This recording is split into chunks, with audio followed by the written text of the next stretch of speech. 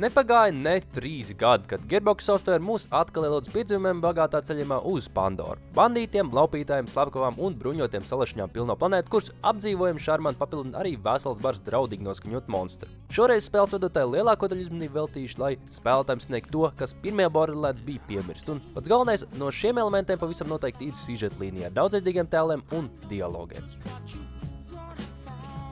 Borderlands 2 darbība norisinās kāds 50 gadus pēc pirmās spēles, kad Pandora ierodas jaunu piedzīvumu meklētāji, kur katrs pārstāv savu spēlētāju klasi. Akstons ir tipisks kareivs, kurš labi pārvalda standarta kaujas ieročus un spēj būvēt turetes.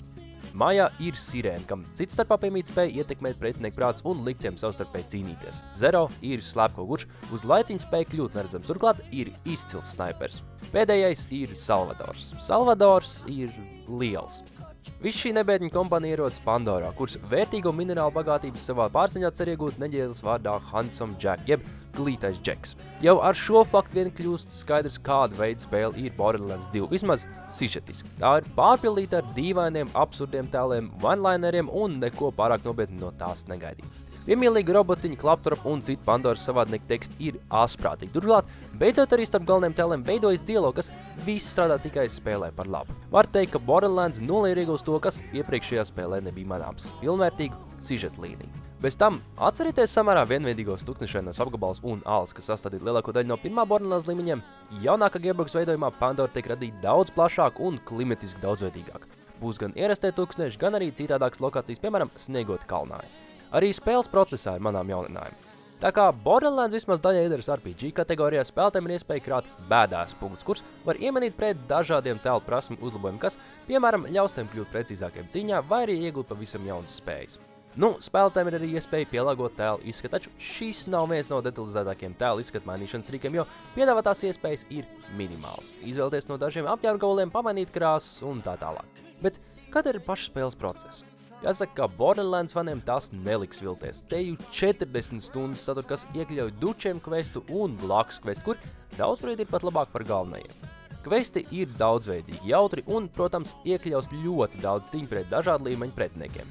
Jāsaka, ka blakus kvestu pildīšana šeit ir te vai obligāti, jo citādākas sižetmisijās gaidām drīz nav vai vismaz būs nepieciešams liels daudzums pacietības. Tas, ka pirmajā Borderlands bija gaziljoniem ieroču, nav nekāds noslēpums, tāpēc ir tikai loģiski, ka šīs elements tiek saglabāts arī turpinājumā. Vēl joprojām spēles gaidā tēls atradīs daudz dažādu ieroču ar nejaušiem iestatījumiem, taču katram ieroču ražotājam ir kāda specifika. Citi ieroči spēj glabāt vairāk munīcijas, cita izšaut vairāk ložas. Ak jā, visi spēle taču ir iespējams iziet kopā ar vēl 3 spēlētājiem. Tā kā ir iespējams pievienoties arī tādu spēlētāju kā viņam, kas ir ievērojami tālāk par tevi, tad spēlē ir interesanti izstrādāt misiju saglabāšanas sistēmu. Ja tu pievienojies spēlē, kuras sižets ir aptuveni turpat, kur tavējs, tad progress saglabāsies automātiski un tev tās misijas vairs nebūs jādara. Savukārt, ja pievienojies kādam, kurš ir daudz tālāk par tevi, tad tev pēc spēlēšanas kooperatīvi būs pašam jāizspēlē savu kampaņu līdz tai vietai, kur sāk spēlēt kopā ar draugu, bet tās misijas, kuras jau izgāja, spēle burtiski piedāvās izlaist, tāpēc nebūs jāspēlē atkal. Borderlands gan nesaka spēlēt kopā ar tādiem, kas ir 5 līmeņa amplitūdā no tevis.